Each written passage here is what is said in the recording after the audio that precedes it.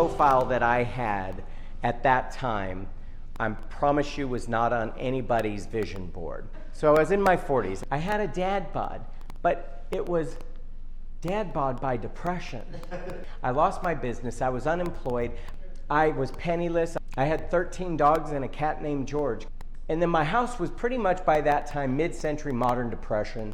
It was kind of like welcome to Dove Grey Gardens, especially with all the animals. I mean, the house was in varying stages of disrepair and abandoned repair, remodel, because we had money, didn't have money, had money, didn't have money. So, I mean, it was just, you know, I hope you like camping. The grand prize for the person that would be the love of my life is the fact that I had a roommate. It was John, my ex. He was living upstairs.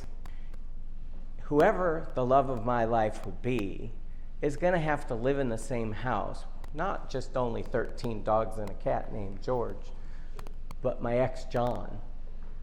And then on top of it, the Grand Poobah prize for the lucky winner is the only working shower in the whole house happened to be in the master suite of our love den.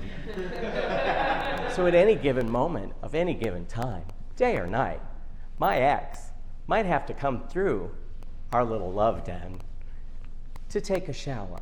Boom, drop the mic, walk away like Beyonce. I win, the most undateable person on the planet.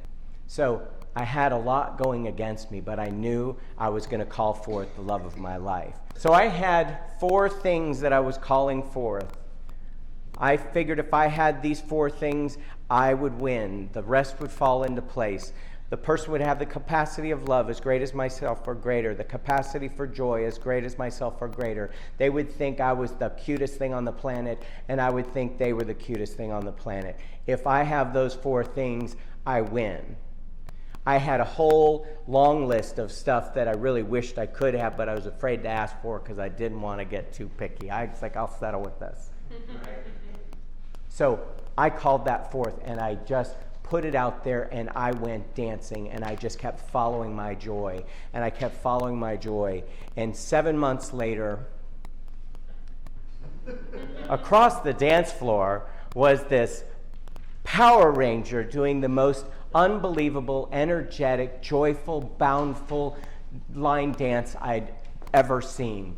It was Halloween 2011, and I found myself just sucked around the dance floor, and I was just standing there in front of it, and it had a mask on, so I didn't have a face, I didn't have a race. I could pretty much tell it was a guy, I was hoping. Nowadays you can't tell. Those girls are getting tricky. And so I stood there and I was like, that is the energy I want in my life. And I literally said those words that night. Later that night, he took off his mask and I was like, oh, Asian. I ain't never had me no Asian before. So anyway, we long story short, over a period of 7 months, we fell in love, and he ended up moving in with me, and a year and a half after that, we ended up getting married. And let me tell you, he's everything on the short list by far. He's probably one of the cleanest, purest energies of anything I've ever seen. He is my masterpiece of calling forth. I win. I win big.